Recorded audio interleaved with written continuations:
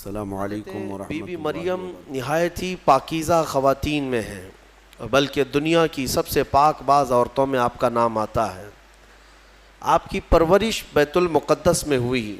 جب آپ جوانی کو پہنچیں تو جوانی کو جب آپ آئیں تو ایک دن ایسا ہوا کہ جبرائیل امین علیہ السلام تشریف لائے اور یوں کہا کہ میں اللہ کی طرف سے تجھے ایک بیٹا دینے کے لیے آیا ہوں۔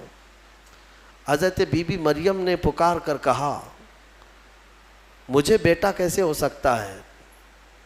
انا یکون لی غلام ولم یمسسنی بشر ولم اکو بغیا، مجھے کیسے بچہ ہو سکتا ہے؟ آج تک مجھے کسی انسان نے چھوا بھی نہیں، کسی انسان نے مجھے یعنی بلوغیت کے بعد کسی اجنبی مرد نے مجھے چھوا تک نہیں، ولم اکو بغیا، اور نہ ہی میں کوئی برے عادتوں والی عورت ہوں، تو مجھے بیٹا کیسے ہو سکتا ہے؟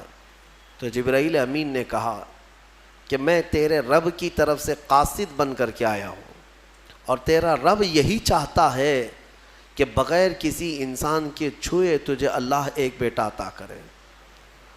قال کذالک قال ربک هو علی ہین، اور حضرت جبرائیل نے کہا کہ مریم یہ تمہارے رب کے لیے کوئی مشکل مسئلہ نہیں ہے۔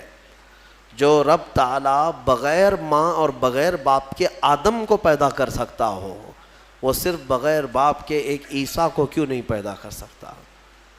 تو انہوں نے ایک پھونک ماری جبرائیل امین نے، فنفخت من روحی، نہیں یہاں پر آیت ہے حضرت جبرائیل علیہ السلام نے ان کو پیغام سنایا کہ اللہ تعالیٰ کی طرف سے تمہیں ایک بیٹا ہوگا، اور ان پر ایک پھونک ماری اور حضرت بی بی مریم حاملہ ہو گئی۔ اسی لیے عیسیٰ علیہ السلام کا ایک لقب ہے، ان کو روح اللہ کہا جاتا ہے۔ روح اللہ کہا جاتا ہے کیوں؟ اللہ کی روح نہیں، یہ اللہ تبارک و تعالیٰ کے امر سے، حکم سے، صرف پھونک سے آپ پیدا ہوئے، صرف ایک پھونک سے۔ بی بی مریم جب حاملہ ہو گئیں اب وہ گھبرانے لگیں۔ یہ تو پتہ ہے جب حضرت بی بی مریم کو معلوم ہے، ان کے رب کو معلوم ہے، لیکن دنیا کیا کہے گی؟ کیا لوگ ایسے ہی مان لیں گے؟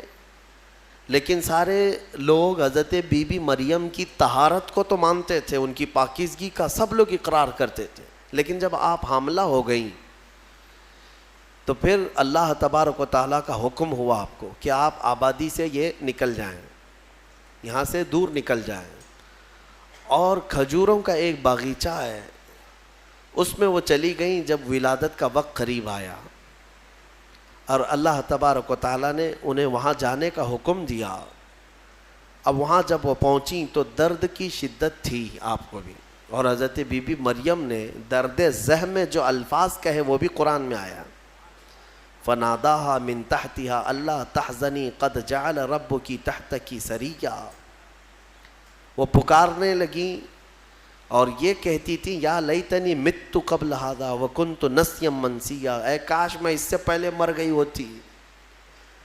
سیدہ بی بی مریم نے ولادت کے وقت یہ فرمایا، اس کے بعد رب تعالیٰ کی طرف سے یہ ان کو ندا آئی کیا کہ جب وہ وہاں قریب لیٹی تھی ایک پتھر پر، اور ان کے قریب میں ہی ایک کھجور کا درخت تھا، رب تعالیٰ نے فرمایا وَهُزِّي إِلَيْكِ بِجِذْعِ النَّخْلَةِ تُسَاقِطْ عَلَيْكِ رُطَبًا جَنِيًّا، مریم اس درخت کو پکڑ کر کے ہلاؤ، تم پر پکی تازی کھجوریں گریں گی۔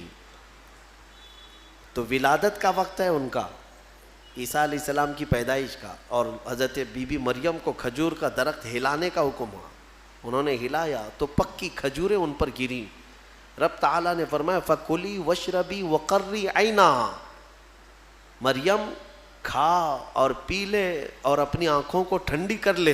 اعوذ باللہ من الشیطان الرجیم، بسم اللہ الرحمن الرحیم۔